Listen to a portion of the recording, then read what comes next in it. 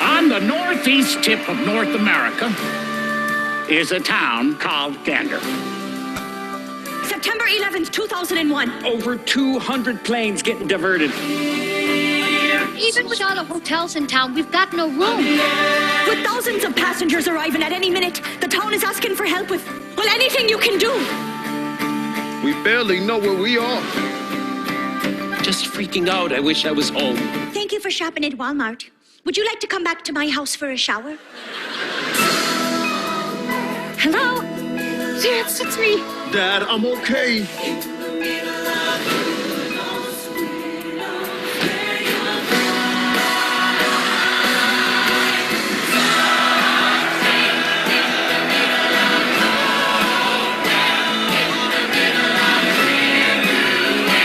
We honor what was lost, but we also commemorate what we found.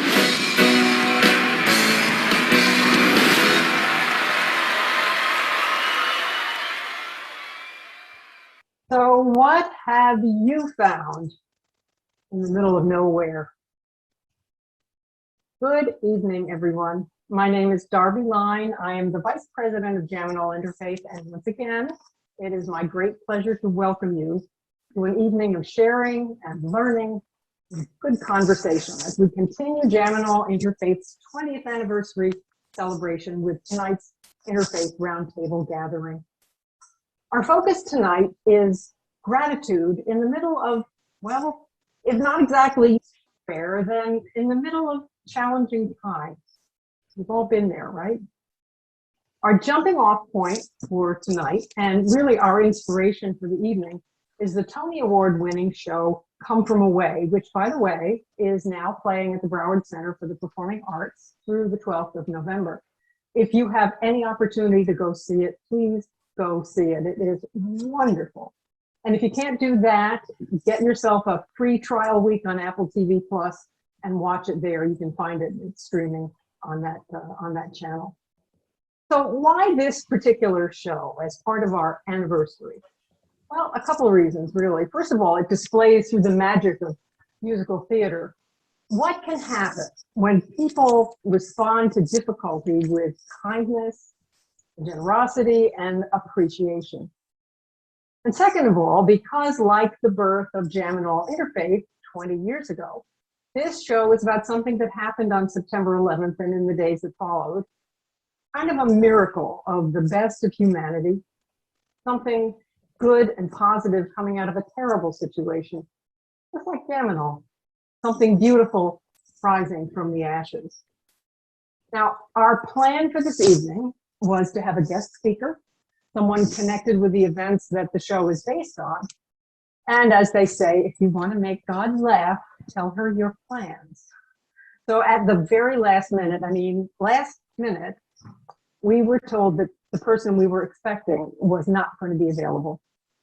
So in true ALL Interfaith fashion, we had a moment of, what are we going to do? And then what did we do? We looked for the silver lining, and boy, did we find it right under our noses. More about that in a minute. So a little bit of background for those of you who are not familiar with ALL Interfaith. And by the way, you can read all jam@allinterfaith.net. As I mentioned a minute ago, ALL Interfaith was born literally in the hours and the days immediately after the attacks of September 11th, when a few brave people stood up against the anti-Muslim sentiment that was exploding all over the nation and said, no, we are going to make a difference. Let's talk. Since then, over the last 20 years, ALL Interfaith has helped people get together with roundtable gatherings, live and online, like we've done since the pandemic started. Many conferences, town hall gatherings, interfaith meetings of all kinds, with the express purpose of connecting people through conversation and education to build bridges of peace, harmony, and understanding. So here we are, 20 years later. After tonight, we have one more anniversary event, a party, and you're all invited. More on that a little bit later.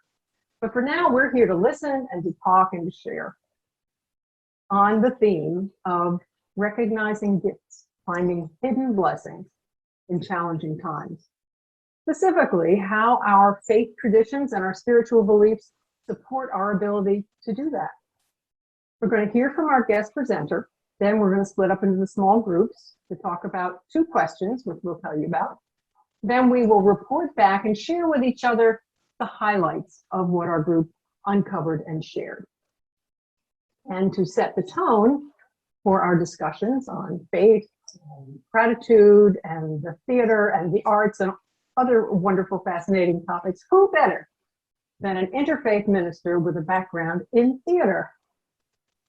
When we contacted this person minutes after hearing that our guest speaker was canceled, literally minutes, their response was, well, of course. But here's a little bit about this person. He is the spiritual leader of Crystal Coast Unity, a positive, practical, progressive community dedicated to exploring the truth teachings of Jesus and other enlightened masters. He was ordained in 2017 as an interfaith interspiritual minister by One Spirit Interfaith Seminary.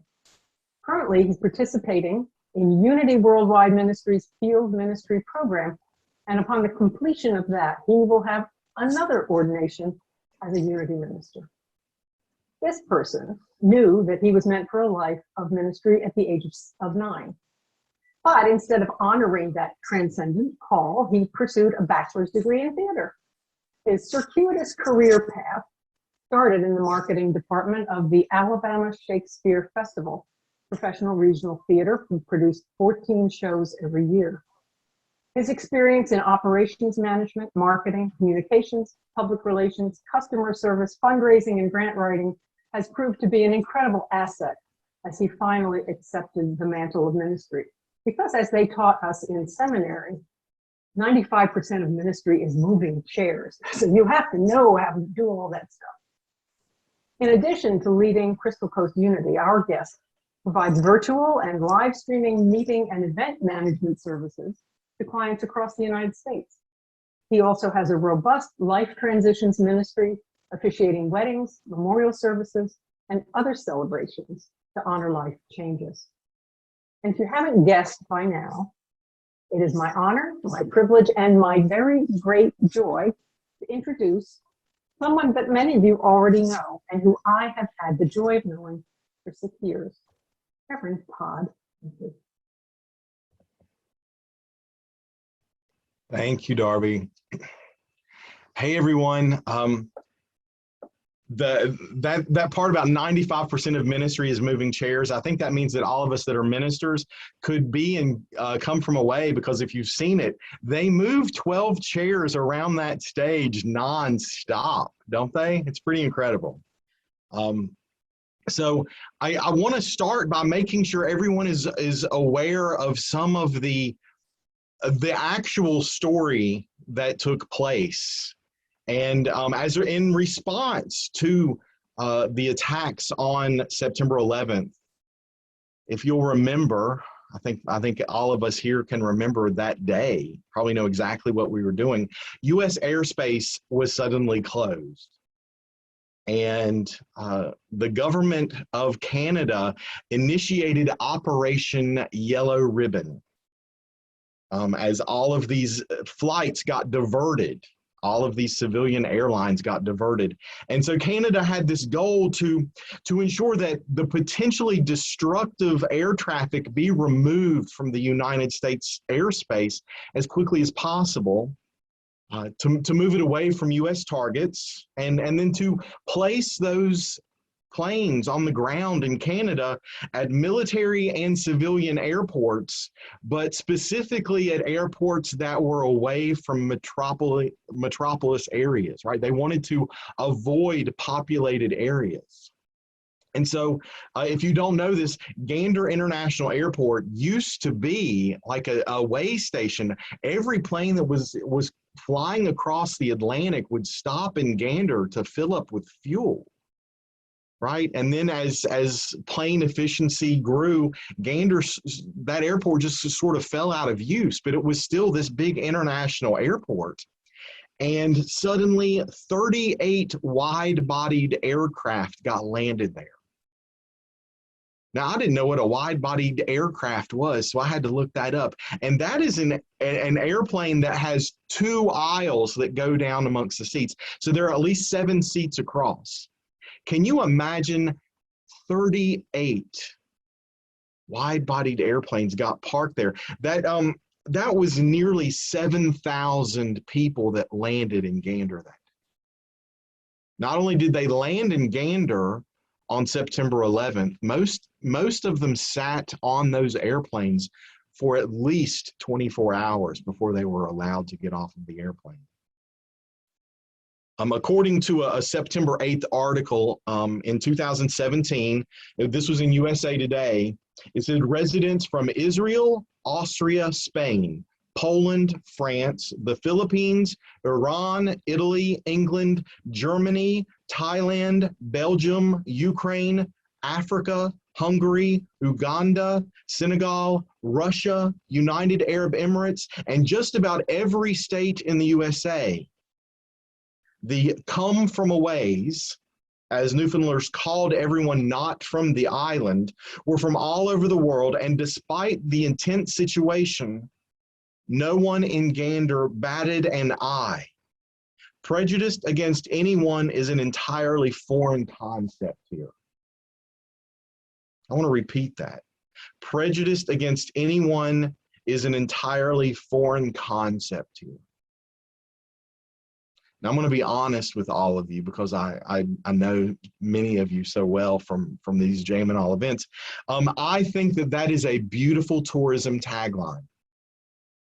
And I want to believe it's true, but what happened in Gander and what has been put into this musical shows us that that's maybe not exactly true. Even though there is an outpouring of kindness that is completely overlooked in the world today, there's still a little bit of racism that shows up, right? We see that in some of the stories, but we also see that if we even go back and we read that sentence from USA Today. Because I don't know if you noticed when I was reading that, I named a lot of countries and then I named a continent. Anybody notice that? Because Africa, but all these others were countries. That's some subtle racism that we experience here, and this illustrates a transcendent truth that I think we can find in this narrative, that in challenging times, we have to stop seeing things in black and white. We have to stop stereotyping people. We have to come back to the truth and have faith in this idea that in challenging times, everyone is doing the very best they can with what they know. And we all know that as what we know grows and we know better, we hopefully do better, right? But we see these examples in the story of Come From Away, examples like the Egyptian man who clearly is Muslim, how he is barred from helping in the kitchen at first because there is fear. Right? But we also see that on the part of the townspeople, the passengers, because the gay couple is in fear of outing themselves because they don't know what kind of rednecks live in Gander. So the musical Come From Away was written by husband and wife David Hine and Irene Sankoff. It tells the story of events that happened the week of September 11th, 2001, but it was actually inspired by a reunion in Gander on the 10th anniversary of this event. Right? It was a reunion to commemorate these incredible friendships that ignited as a result of the closing of U.S. airspace. This couple interviewed so many passengers and local residents, and they finally decided to tell the story of 16,000 people in 90 minutes. With 12 actors who play multiple characters, And they play multiple characters with this emphasis on shifting body posture, changing dialects, and making slight costume alterations. This is an incredible artistic feat. And from someone who has a background in artistry, the function of artistic forms is not merely to communicate ideas, but to elicit an emotional response, to move an audience into a shared experience. And I think Come From Away delivers this experience in a visceral way, where we feel connected to one another and can see that humanity is not lost in the wake of one of the most devastating communal experiences in modern memory. And this brings to light my next observation about our ability to recognize gifts. Sometimes it is only in looking back that we can truly see and recognize the gifts and blessings that show up in our lives. Because when we are in the midst of challenge, I don't know about you, but for me, in the midst of challenge, sometimes it's difficult to see clearly. Right? Because when we're in the midst of challenge, we get attached to the story of what's happening, and we are attached to the story that we are telling ourselves. And there's so many challenging things that we experience in this incredible life that we are given. Like, who's had their life crisis yet, right? Your midlife crisis. You know, maybe you have had a breakup, the dissolution of a relationship with a significant other, or maybe with an institution, or maybe even with the faith tradition of your youth. Right? It can be challenging when our relationships change, when our friendships change, when they end. It can be challenging when we feel like we've failed at something, or when we move towards a divorce. Or maybe you've lost a job, right? In December of 2019, I lost my job in Manhattan. And it wasn't until COVID hit that I saw the blessing in the fact that I left Manhattan before COVID hit. Blessings are there, right? Maybe you're challenged with getting older and your body doesn't have the flexibility it once did. Maybe you've had an injury or an illness. Maybe there is a loss from a natural disaster. So many of us that are here today live in hurricane-prone areas, and we know the devastation of natural disasters. And right now, at this particular moment in our lives, so many of us have been impacted by the death of a loved one in such an unexpected way. You know, this incredible pandemic. And so when we face these challenges, we're tied to that story. We can't see the blessing. And so we have all these emotions that we experience, and what we like to call those emotions bad, don't we? Everybody had a bad emotion. They're sad, they're frustrated, they're anxious, they're depressed. They want to fight even with the people they love. And see, this is a cycle. This is a spiral that we can go down into, and it makes us a victim. Has anybody been a victim? I've been a victim before. And you know what? When I put on my victim pants, they are very comfortable, right? They are so comfortable. And I get to sit there and wallow in that, and I can say, hey, look what happened to me. Look what life is doing to me. Look what God is doing to me. And that is a constricted place to be. Now, I want to be clear that all emotions are valid and we need to work through those, but we have to move beyond that sense of victim. We have to expand our consciousness. Right?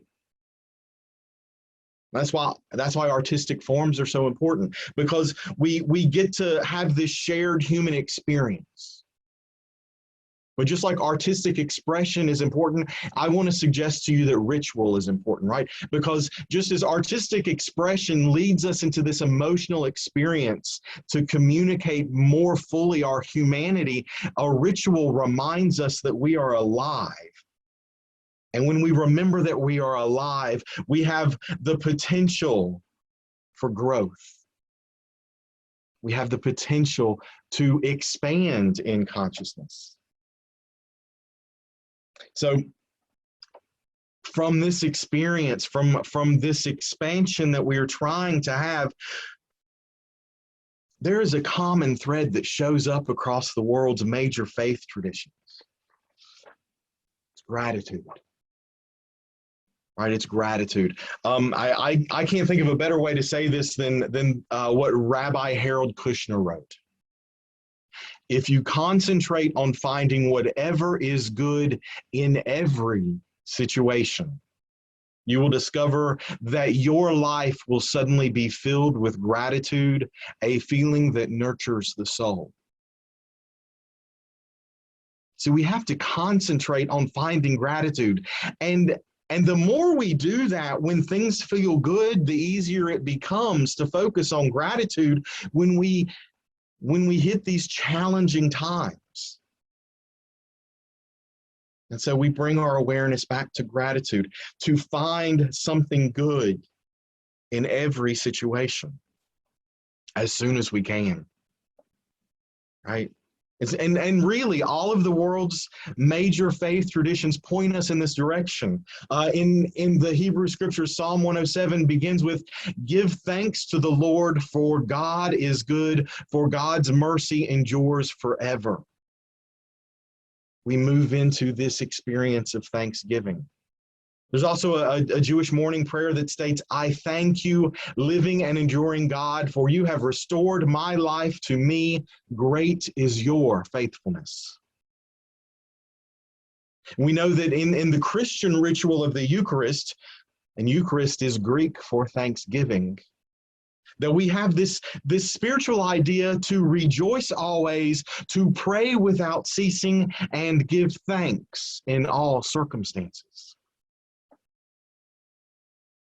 And see, we know that in the Quran that we are questioned, which of the Lord's blessings will you deny? Because see, we know from the teaching, we know that everything is a blessing because in spirit all is good. Right? See, we've eaten the fruit of separation, so we see good and bad, but in truth, there is nothing to deny because it is all a blessing. You know, in Hinduism, the lack of gratitude is the very worst sin. And then when we turn to the indigenous peoples of the Americas, gratitude is a way of life for them. They give daily thanks for their ancestors, for the Creator, and for all of creation. So see, to see the blessings, to recognize our gifts, we have to come into this truth of gratitude, right? We have to come into the truth of gratitude. So Albert Clark wrote this: "In our daily lives, we must see that it is not happiness that makes us grateful, but the gratefulness that makes us happy."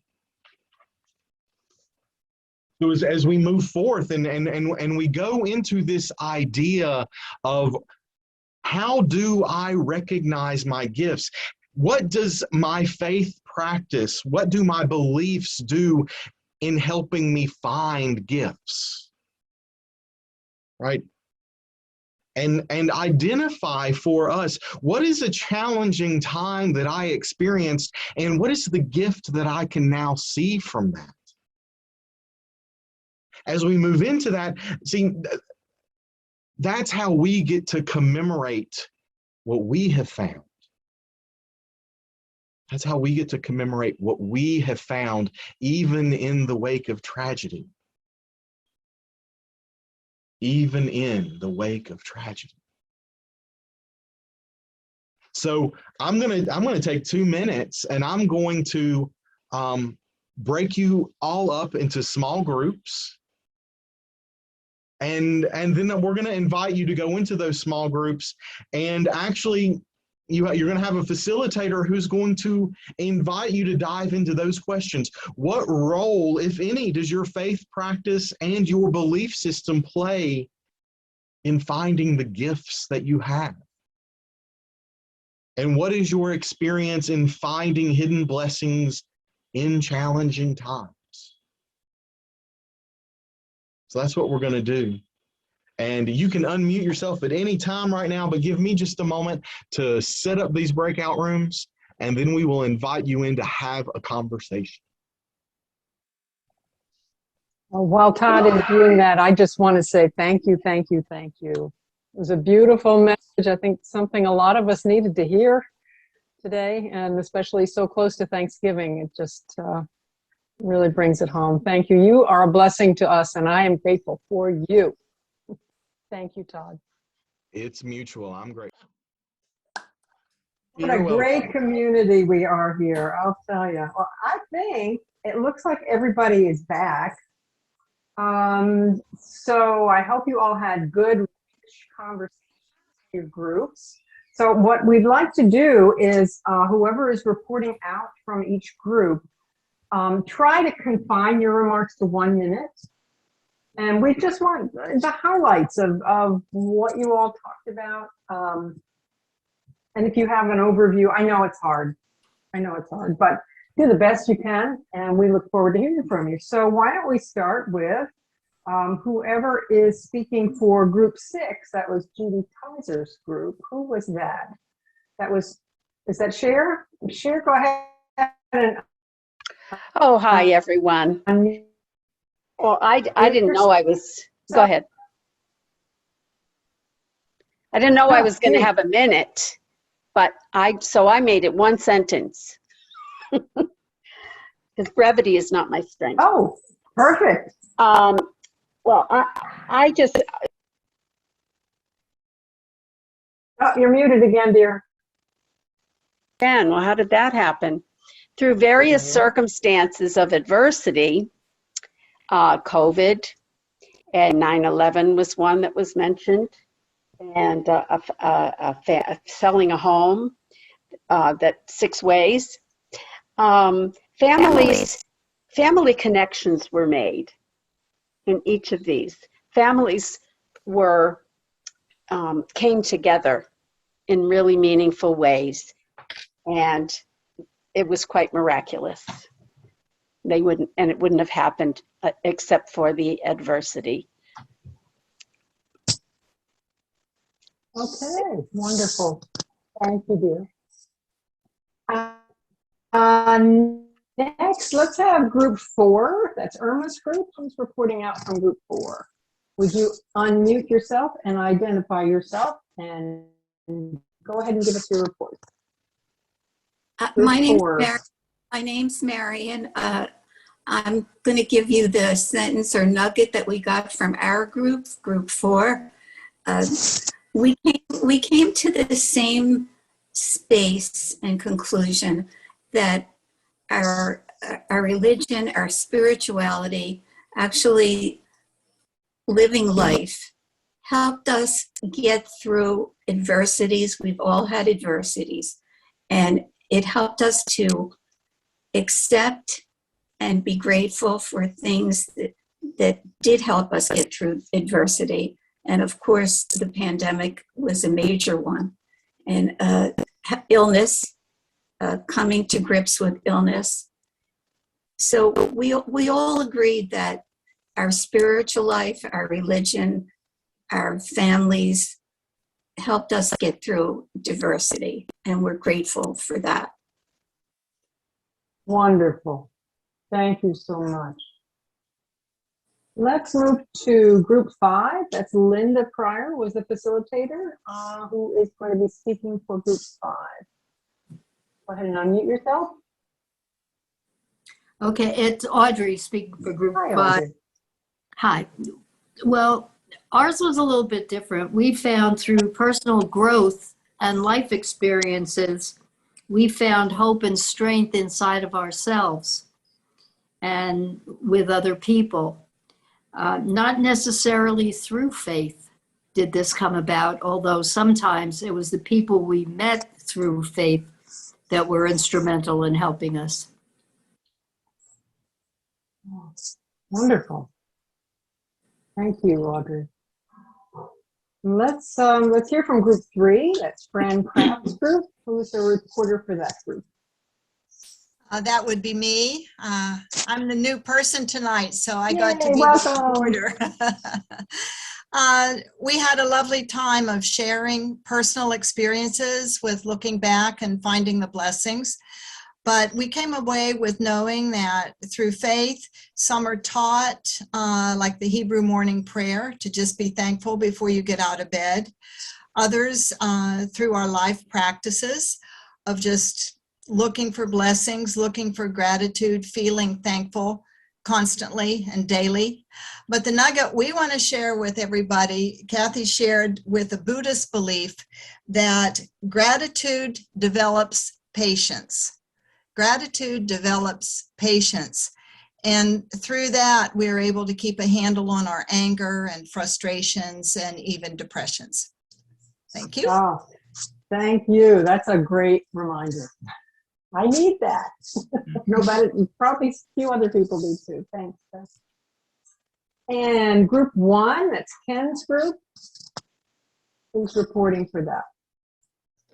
That'll be Susan. Me. Hi. Susan. Hi. So we had a wonderful group from very many different belief systems. I came away. We didn't have enough time to finish talking. We were everybody had a lot to share. So that was really nice. But I guess coming away with being grateful, having a practice of gratitude, however we do it, from our own faith tradition, being an activist, taking what we believe and practicing, putting it into practice. Gratitude was really big for me.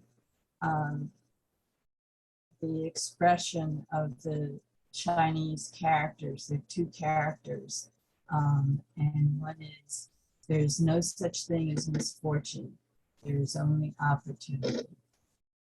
So with that, when we look for that golden thread in all the mishaps or the unfortunate or the grief or the disaster or the chaos, when we look for that opportunity that gives us. Beautiful. Thank you. Another wonderful reminder. And finally, Group 2, that was Chris Drone's group. Who's the reporter?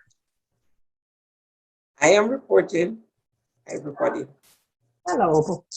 And I have to give Debbie the prize for being out in the cold in New York and joining us from her car. So wow. Yeah, but she said she was comfortable, but I'm still chilled from listening to her experience. We had an excellent group, and the discussions were so touching. What I would share is, we talked about the tragedies and these disruptions and these awful, terrible things that happen. Yet when you look at the other side, it's almost like an equation. So you have these happening. However, they serve, as Cameron would say, as a stimulus to bind us together, to make us feel connected, to make us feel our oneness. And also, when we go through these debilitating experiences personally, Once we face it and we work with our community, with our Creator, in the Christian tradition, they talk about crossing over River Jordan. When we cross over that River Jordan, and we get to the other side, there is a certain aliveness within us, and the gratitude bubbles up, and everything we see, we live in gratitude, and we are grateful for everything. We get happy, and we talked about that quote from the Hindu tradition, that the lack of gratitude is the worst sin. But you know, we found that having these awful experiences, they can open the door for happiness and living a life in gratitude. Wow. Thank you. Thank you, Opal. And thank you, everyone. It's just so much wisdom in this group here tonight. Just, I'm so grateful to be in your presence. Thank you all for sharing from your hearts like that. And now, Reverend Todd, the ball is yours. Thanks, Darby. So what's incredible wisdom all of you brought back and shared with our larger group. We are so grateful for that.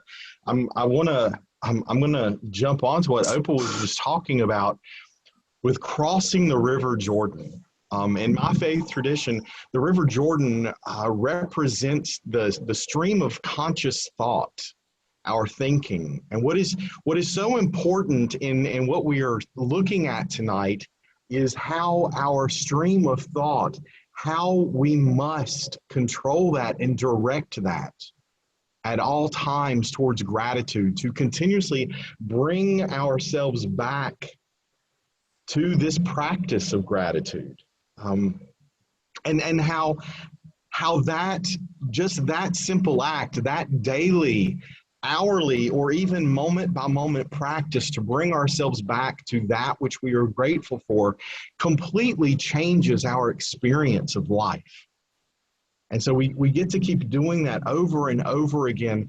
And we find when we do that, that the hope and the strength is not external to some transcendent experience, but it is the indwelling experience of the divine that is showing up in our lives. And it shows up within us, but it also shows up in all those people around us, as a number of people talked about. Family connections bringing us together, helping us know our oneness.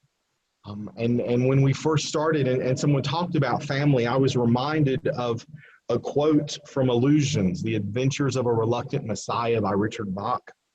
And in that book, he writes, "The bond that links your true family is not one of blood, but of respect and joy in each other's life. Rarely do members of one family grow up under the same roof." I think as we expand our opportunity to understand that family is more about our experience of one another and how we get to be in relationship with each other, and how gratitude helps that and underscores that. And to me, it's just it's great that so many of us look to the month of November to kind of sink our feet into and get grounded in this idea of gratitude. But gratitude is, it's really a way of life, right? That we get to bring our awareness back to that and celebrate that. But don't just forget it. So I want to invite everyone as you go forth. I talked to you about how rituals remind us that we're alive. I invite you to make a daily ritual for yourself around gratitude. And I don't know what that's going to look like for you. It might be a prayer when you wake up in the morning before you get out of bed. It might be lighting a candle at noon or at night. but become very present to what you are grateful for in your life. And one of the things I invite you to be grateful for is ALL Interfaith. The work that this group is doing is so vital to transforming our world.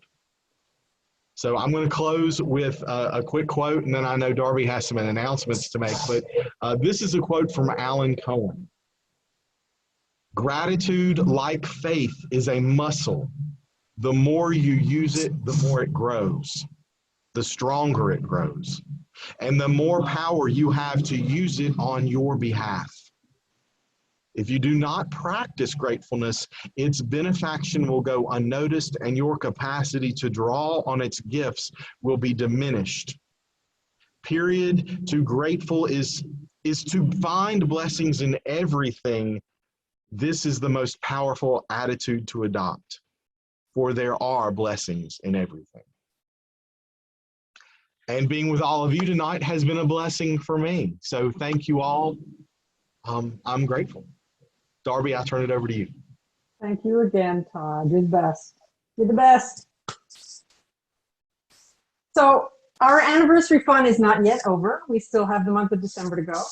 And we have a party planned to which every one of you is invited along with your friends and family. We're going to have actually a physical get together, and to keep it safe, we're having it outdoors at Quiet Water Parks in Deerfield Beach. It's going to be December 12th. There should be information on our website about that. If it isn't, it'll be on there really soon. There you go. There's the details. It'll be December 12th, a Sunday afternoon from 2 to 5. We will make available box lunches, which you'll have to pre-order if you want one, and we'll get you the information if you're on our mailing list. If you're not, get on it. You just go on our website, ALLinterfaith.net, and sign up to get on the mailing list. You can bring your own lunch if you want. There's so many things to do in this gorgeous park. So it's great for kids. Bring your kids, bring your grandkids, bring your neighbors, bring everybody. This is just going to be a wonderful time to finally get to see each other physically. It was so great when we went to the theater, a bunch of us from All, to see Come From Away. And I realized I hadn't seen these people in person in almost 2 years. And it was just so good. So I hope you'll all join us. Keep your eyes and ears tuned to that. And again, if you're not on our mailing list, please get on it. What else? Next year is just going to be jam-packed. No pun intended. Oh yeah, maybe intended. Jam-packed full of some great things. We'll have some more roundtables and who knows what. So just stay tuned. If you go on our mailing list or go on our website, there are lots of opportunities there. Get involved. You can become a member. It's only $20 a year. That's for you or your whole family. And it helps to support the work that we do. On the website, you can also make a donation. If you tried to donate, by the way, on Eventbrite, there's some weird thing going on with Eventbrite and the link didn't work, but you can do that on the website. And speaking of donations, I need to just, again, give a big shout out to the organizations that have been our sponsors for our 20th anniversary and all the stuff, our wonderful videos. If you haven't seen them, you got to see them. They're awesome. So I just want to thank, again, Al Hikmat Services, Lake Worth Interfaith Network, the Darshan Center for Spiritual Evolution, Sacred Journey Interfaith Seminary, Unitarian Universalist Fellowship of Boca Raton, Temple Adath Or, and Temple Beth Or. And I don't think I missed anybody, did I? I don't think so. Anyway, thank you so much to those wonderful organizations for helping us do what we do. And we'd love to have you join us. If you feel called to help us with planning some of our roundtables or running some of our roundtables, if you have a technical expertise with some of this stuff that we've all been challenged with tonight, please let us know.